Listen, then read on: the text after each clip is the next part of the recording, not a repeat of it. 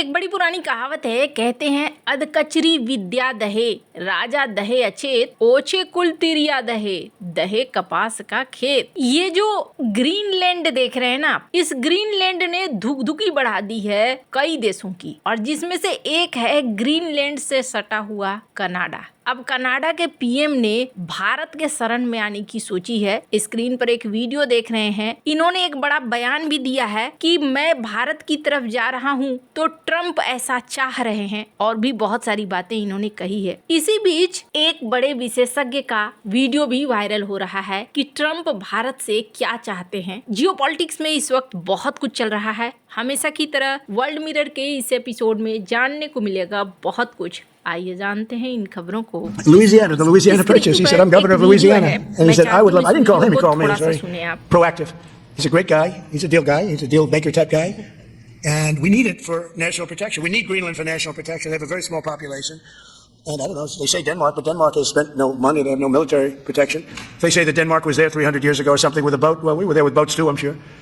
So we'll have to work it all out. But he felt very strongly we need it for national. We need Greenland for national security, not for minerals. We have so many sites for minerals and oil and everything. We have more oil than any other country in the world. We need Greenland for national security.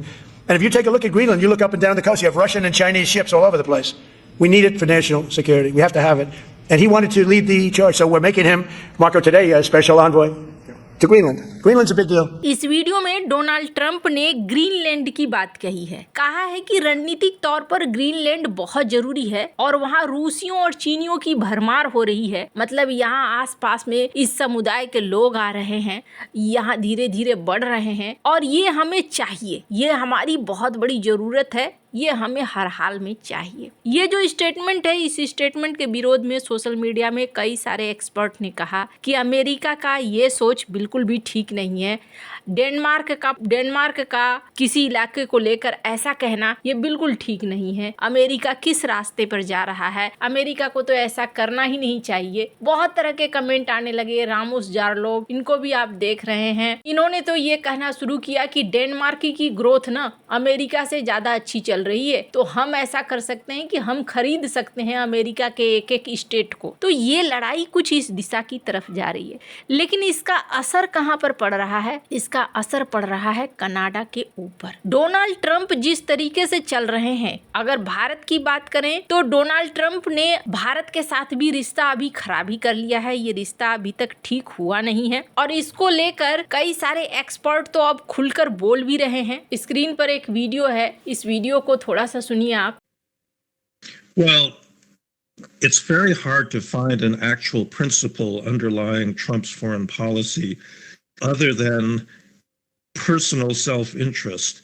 ये America के प्रसिद्ध राजनीतिज्ञ और लेखक हैं Francis Fukuyama. इन्होंने Donald Trump की नीतियों को लेकर गंभीर सवाल खड़े किए हैं। फ्रांसिस फुकुयामा स्टैनफोर्ड यूनिवर्सिटी के प्रोफेसर हैं, और उन्होंने कहा कि राष्ट्रपति डोनाल्ड ट्रंप ने अपनी निजी महत्वाकांक्षा और नोबेल पुरस्कार के लिए भारत और अमेरिका के बीच के रिश्ते को खराब कर दिया है। प्रोफेसर फ्रांसिस फुकुयामा ने यह भी कहा कि डोनाल्ड ट्रंप ने भारत के साथ अमेरिका के रिश्ते खराब कर दिए क्योंकि पीएम मोदी ने उन्हें नोबेल शांति पुरस्कार के लिए समर्थन नहीं किया। ट्रंप ने अमेरिका के राष्ट्रीय हित को अपने निजी ईगो के आगे छोटा कर दिया है। फ्रांसिस से पहले भी कई अमेरिकी थिंक टैंक, सांसद, अर्थशास्त्रियों ने भारत को लेकर डोनाल्ड ट्रंप की नीति पर सवाल खड़े किए थे। कई पूर्व अमेरिकी नेशनल सिक्योरिटी एडवाइजर्स ने भी डोनाल्ड ट्रंप की भारत नीति की आलोचना की, और दूसरा कार्यकाल संभालने के बाद डोनाल्ड ट्रंप ने बार बार भारत को निशाना बनाया है। वो भारत की अर्थव्यवस्था को दुनिया में सबसे तेज दर से बढ़ने वाली अर्थव्यवस्था है, उसे उन्होंने डेड इकोनॉमी कहा। फ्रांसिस ने कहा कि ऐसा कोई वजह नजर नहीं आता है सिवाय इसके कि निजी ईगो। अमेरिका पिछले 30 सालों से चाइना को काउंटर करने के लिए भारत के साथ मजबूत संबंध बनाने की कोशिश करता आया,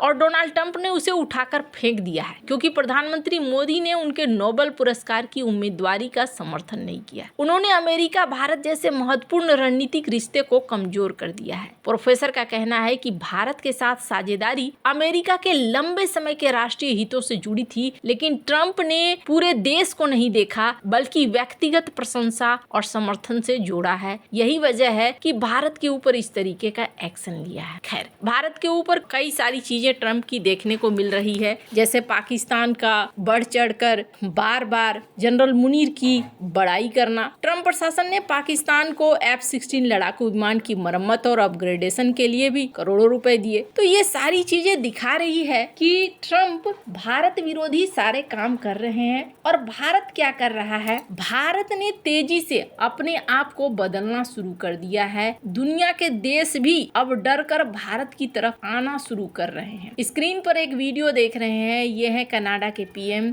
कनाडा के पीएम ने वैसे तो जस्टिन ट्रूडो की तरह नहीं किया, सबसे पहले भारत के साथ रिश्तों को ठीक किया। दूसरी तरफ भारत के साथ अब टर्म ऑफ रेफरेंस शुरू हो रहा है। क्या है? यानी किसी भी व्यापार समझौते की औपचारिक शुरुआत। कनाडा भारत के साथ कारोबार पर बातचीत उस समय शुरू कर रहा है जब वो भी अमेरिकी टैरिफ की मार झेल रहा है।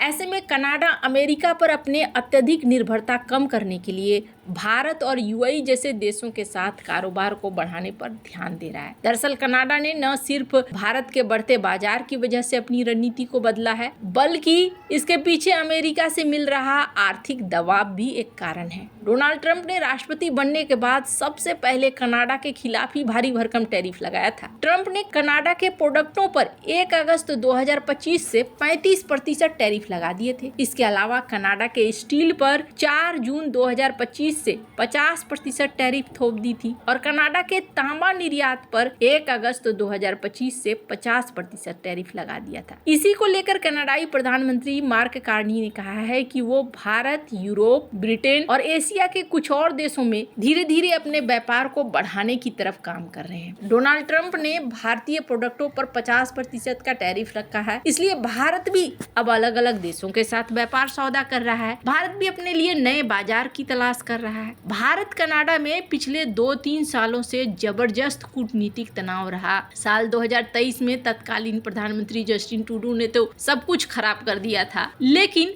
अब दोनों के बीच में व्यापार को लेकर बातचीत चल रही है। पीयूष गोयल ने भी कहा। अब बहुत सारे लोग सोच रहे हैं कि कनाडा के साथ ऐसा क्यों हो रहा है, तो ऐसा होने के पीछे एक ही कारण है, जो कारण ग्रीनलैंड के साथ है। ये जो क्षेत्र है ना, ये क्षेत्र एक ऐसा इलाका है जहाँ पर गैस, खनिज सबकी बहुत बड़ी मात्रा है और ये इस रीजन में ऐसा इलाका आता है जहाँ अभी तक बहुत सारी खोज बची हुई है, हुई नहीं है। तो ये अमेरिका के लिए एक बहुमूल्य जमीन का टुकड़ा है जिसे अमेरिका छोड़ना नहीं चाहता है और इस दिशा में आगे बढ़ना चाहता है। खैर, अब भारत के लिए प्लस पॉइंट ये है कि जो देश, चाहे वो यूरोप हो या फिर कनाडा हो, भारत से दूर दूर रहा करते थे अमेरिका के चक्कर में, अब वो सारे देश धीरे धीरे भारत की तरफ आते जा रहे हैं और भारत के साथ एग्रीमेंट फाइनल करने की दिशा में बढ़ रहे हैं। वैसे अंत में आएगा तो अमेरिका भी, लेकिन तब भारत को ज्यादा प्रॉफिट होगी, तब भारत को ज्यादा प्रॉफिट होगा,